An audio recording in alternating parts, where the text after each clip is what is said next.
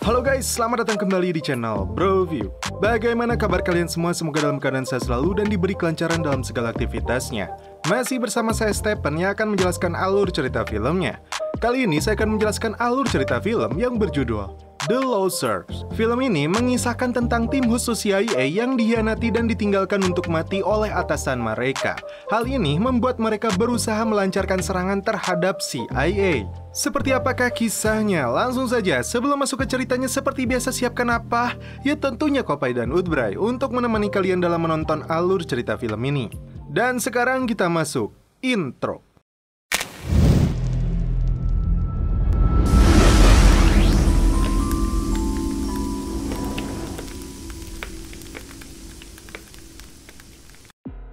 Film dibuka dengan ditampilkannya 5 orang marinir Amerika yang sedang santuy bermain kartu remi. Dia adalah Kapten Jensen, ahli teknik dan komunikasi. Dan ini adalah Sersan Cougar, si penembak jitu. Kemudian ada Sersan Puch yang memegang transportasi dan senjata berat. Dan terakhir Kapten Rokyu, ahli demo dan taktis. Tidak ada uang, senjata pun jadi sebagai taruhan. Let's go. Alright. Wow. Skuad ini dipimpin oleh Letkol Franklin Clay. Berada di tengah hutan Bolivia, mereka mendapat misi terhadap bandar narkoboy dan senjata. Dia bernama Fadil. Tercatat, dia memimpin organisasi teroris dekat Sungai Madre de Dios. Tugas mereka hanya memberikan tanda tepat di lokasi mereka dan pesawat pengebom yang akan melakukan tugasnya. Apakah akan sesimpel itu? Lanjut. Setelah memastikan Fadil dan dedengkotnya berada di lokasi, tim langsung mengirimkannya kepada jet tempur. Dalam waktu 8 menit, markas teroris itu akan dihancur leburkan. Tiba-tiba, tim melihat sejumlah anak-anak yang dibawa masuk untuk direkrut menjadi kurir narkoboy.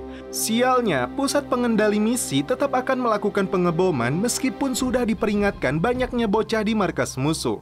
Tidak ingin anak itu mati sia-sia, tim langsung menghancurkan alat penandanya.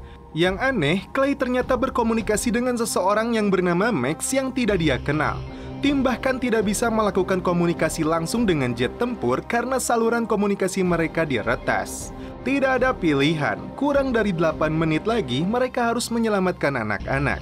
Skuad ini harus melawan kelompok teroris yang jumlahnya mencapai 50 orang. Setelah berhasil menerobos masuk, mereka langsung membawa anak-anak keluar.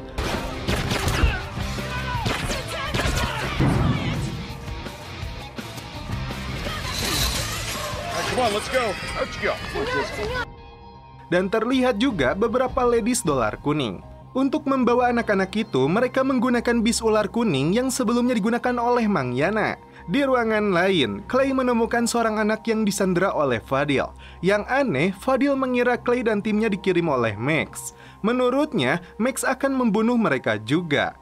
Namun karena si Fadil ini hendak mengambil senjata, Clay langsung mengeksekusinya. Tim berhasil keluar dari lokasi membawa anak-anak sesaat sebelum pesawat meluncurkan misil. Tim memasukkan anak-anak ke dalam helikopter yang sebelumnya dipergunakan untuk mereka. Karena bagi skuad, keselamatan anak-anak jauh lebih penting. Ketika helikopter sudah lepas landas, terdengar di saluran radio, Max memerintahkan jet tempur untuk menembak helikopternya. Puluhan anak-anak tidak berdosa itu tewas. Serangan yang sebenarnya ditujukan kepada mereka. Setelah kejadian itu, rakyat Bolivia melakukan demonstrasi di depan kedutaan Amerika sebagai respon keras atas tewasnya 25 anak-anak mereka. Militer Amerika mengkambing hitamkan 5 orang marinirnya yang dianggap ikut tewas sebagai oknum yang bertindak tidak sesuai perintah pemerintah Amerika. Istri Poch protes karena hanya mendapatkan bendera dan kalung pengenal. Ternyata Clay dan skuadnya sengaja melempar kalung mereka untuk memalsukan kematian dan mencari otak dari penyerangan ini. Di Bolivia, tim menyamar menjadi warga sipil. Poch menjadi seorang mekanik, Jensen dan Cougar bekerja di sebuah pabrik boneka, sedangkan Rokyu dan Clay sibuk bermain judi sabung hayam. Di antara pengunjung, Clay melihat seorang wanita yang diketahui bernama Aisyah. Sambil berjalan santuy, Clay mendapat informasi dari internet bahwa seseorang akan memberikan informasi tentang Max dengan imbalan uang. Karena kondisi mereka sekarang jatuh miskin, Rokyu mengusulkan untuk mencari uang, beli paspor baru dan diam-diam kembali ke Amerika. Di sebuah bar, Aisyah kembali menunjukkan dirinya di hadapan Clay. Gayanya yang genit dan seksoi tapi mencurigakan diajak oleh Clay ke penginapannya. Ketika masuk ke toilet, Aisyah melakukan peregangan otot. Bukannya aksi celepot, mereka malah terlibat baku hantam.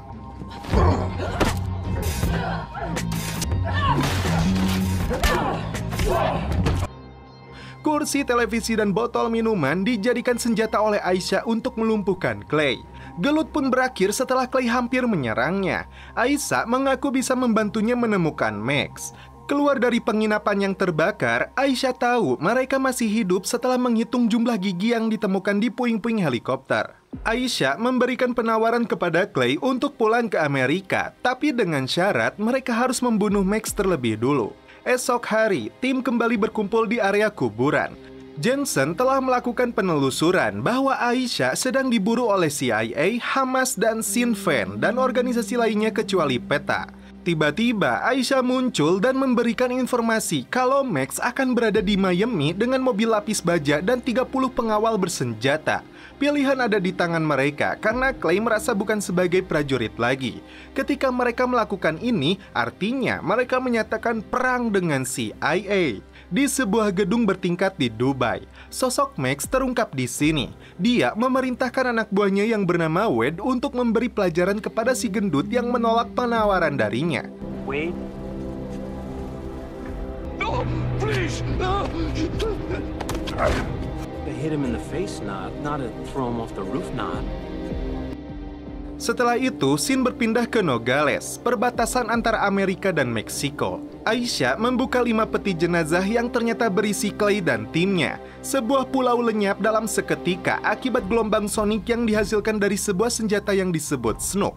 Rupanya, itu adalah sampel dari senjata yang akan dibeli oleh Max. Dia akan menjual senjata berbahaya itu kepada kaum radikal Tiongkok, PLF French Basques. Max kembali menunjukkan kekejamannya dengan membunuh kedipayung hanya karena masalah sepele.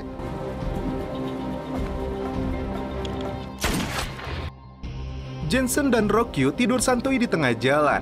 Jensen pura-pura menghubungi markas militer untuk meminta evakuasi. Sebuah helikopter dari tim medis Delta mendarat. Jensen sempat-sempatnya menggoda wanita itu. Dari kejauhan, Cougar membidik dan langsung menembakkan peluru obat bius. Alat GPS dari helikopter itu mereka copot, kemudian ditembakkan menggunakan roket untuk menghilangkan jejak. Ternyata tujuan mereka adalah mencuri helikopternya.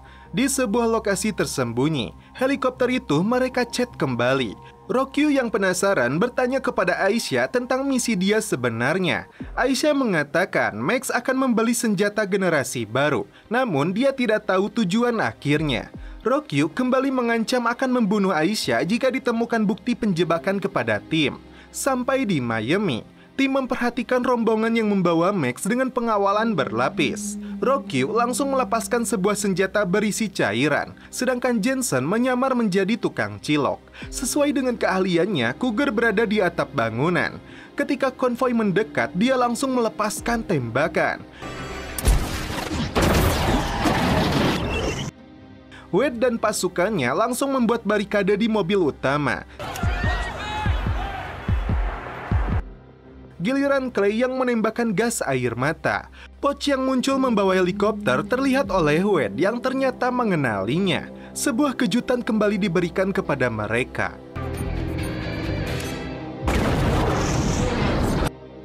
Poch menarik mobil lapis baja yang diduga berisi Max, sedangkan Jensen menembakkan sebuah alat untuk mengunci pintunya dari luar. Wade yang kesal menembaki helikopter dengan senjata mesin.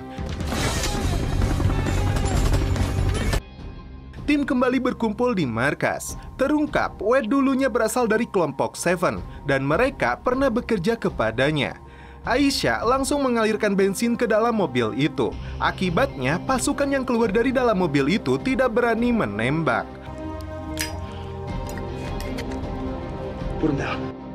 Mereka langsung dilumpuhkan. Dan sosok Max yang Clay duga berada dalam mobilnya ternyata tidak ada sama sekali. Tim hanya menemukan sebuah kotak hard drive produksi Goliath. Jensen tidak bisa membaca data dalam hard drive itu karena dienkripsi. Tangan Aisyah diikat karena dianggap telah menipu tim. Clay memutuskan untuk membakar semua barang bukti dan membunuh Aisha. Aisha kembali meyakinkan Clay bahwa barang itu sangat berharga bagi Max. Algoritma untuk membukanya pasti berada di komputer utama milik Goliath. Berbeda dengan Rockyu yang masih keras kepala dan ingin mengakhiri semua ini. Dia bahkan mencela Clay yang menyebabkan mereka semua seperti ini. Tersulut emosi, Clay langsung memukul Rockyu.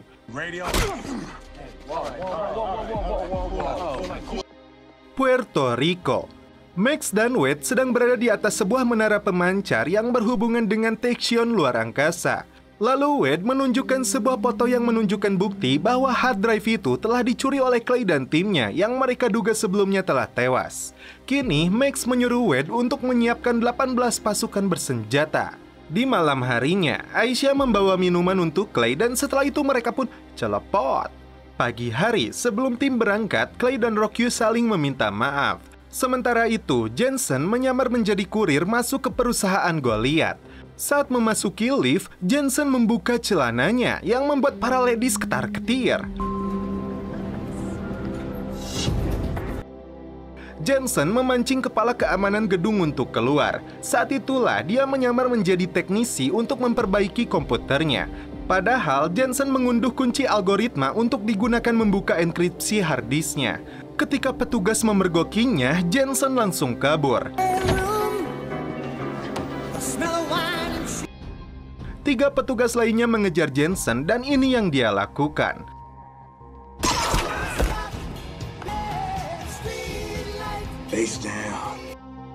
Dari kejauhan, Cougar membantunya kembali. Ternyata harddisk itu berisi alat pembayaran modern buatan bank mafia Rusia seperti surat obligasi elektronik. Dengan alat itu, penjahat besar dengan mudah mentransferkan uangnya di mana saja. Dan tercatat 400 juta dolar milik Max berada di tangan mereka. Dari benda itu, Jensen menemukan lokasi markas Max yang berada di pelabuhan LA. Tim berencana untuk mengungkap kejahatan Max dan membersihkan nama mereka. Di Mumbai, India, Wade mewakili Max untuk menemui penjual senjata. Dia meminta bayaran $1 miliar tunai untuk 4 Snook. Di tempat lain, Max yang memiliki luka di tangan kirinya dihubungi oleh Wade tentang permintaan mafia India itu. Skuad yang berada di atas kapal melihat pasukan khusus menjaga markas Max. Malam hari, Clay dan Aisha kembali bertemu untuk celepot. Poch melihat istrinya dari layar satelit yang sedang menunjukkan tanda-tanda akan melahirkan. Rockyu meminta dia untuk pergi menemani istrinya. Sedangkan Jensen menemukan sebuah fakta mengejutkan. 4 juta dolar uang Fadil tidak menghilang dan pindah ke rekening pribadi seseorang. Saat Clay dan Aisha sedang asoy geboy, dia bertanya kepada Clay apakah dia membunuh Fadil. Tiba-tiba tim menerobos masuk karena ternyata Aisha adalah anak dari Fadil yang ingin membalas dendam kematian ayahnya. Dan ini yang terjadi selanjutnya.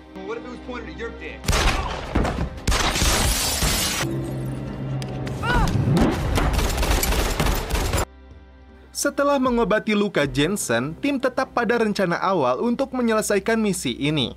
Saat malam hari, tim membagi tugas untuk menyelinap masuk ke markas Max.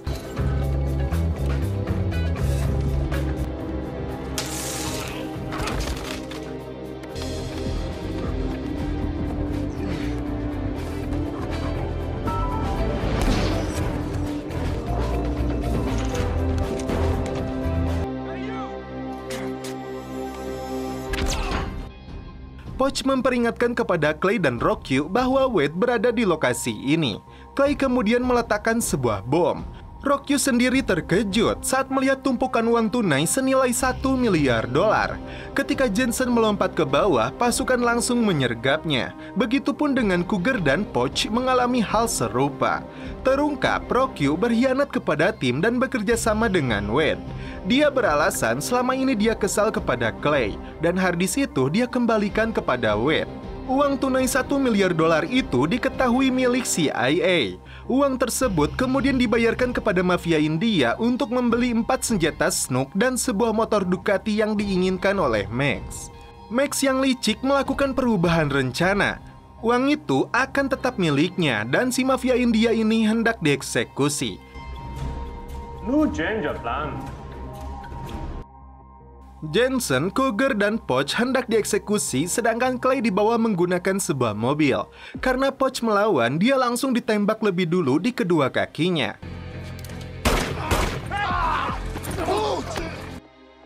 Dan tiba-tiba, Aisha muncul kembali untuk membantu tim.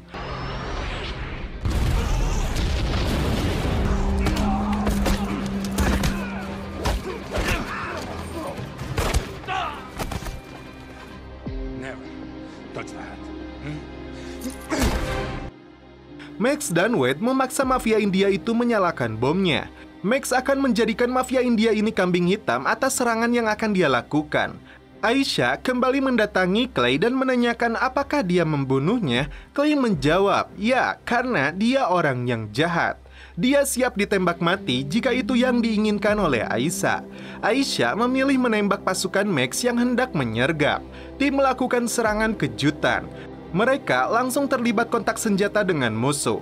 Clay memilih untuk mengejar Rocky yang akan kabur dengan jet pribadi yang membawa uangnya. Mereka langsung terlibat pertarungan.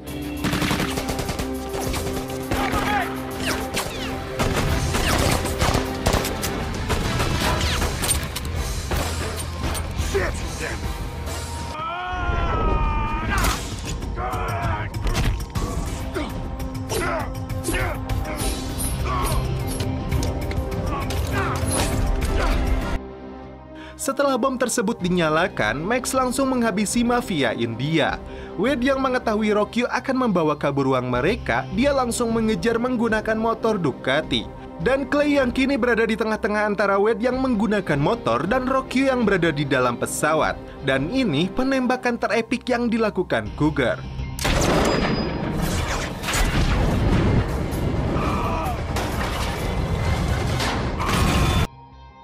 Clay langsung mengejar Max yang akan kabur menggunakan helikopter. Seluruh tempat ini akan hancur, kecuali alat pemicu yang dia pegang dinonaktifkan. Clay langsung menembak bahunya. Dia terpaksa melompat ketika Max melempar alat kendali itu. Dan Clay berhasil mendapatkannya kembali. Timnya muncul, membawa kembali bis Orai Koneng Mangyana. Dan Max berhasil kabur menggunakan Damri. Singkat cerita, tim kembali melakukan misi. Rupanya, Poch masuk ke dalam rumah sakit untuk menyaksikan kelahiran anaknya. Dan akhirnya, tim bisa kembali melihat keluarga mereka masing-masing. Dan setelah itu, film pun berakhir. Oke guys, bagaimana menurut kalian alur cerita film dari The Losers ini? Hal yang bisa dibilang mengganggu atau mengusik nurani adalah ketika film The Losers ini lengang dari nilai-nilai kemanusiaan. Begitu gampangnya nyawa manusia diperlakukan, bahkan tanpa memperlihatkan reaksi sedikit bersalah. Untuk hal ini, semua layak setuju untuk menunjuk tokoh Max yang dengan dingin menembak asistennya hanya karena gagal memayunginya dari terpaan angin. Sebagai catatan, adegan ini terlihat dimaksudkan untuk menjadi lucu, membunuh untuk humor, sungguh psikopat anjing. Namun kalem, karena ada Cikopa yang masih hangat, langsung kita suruput dulu.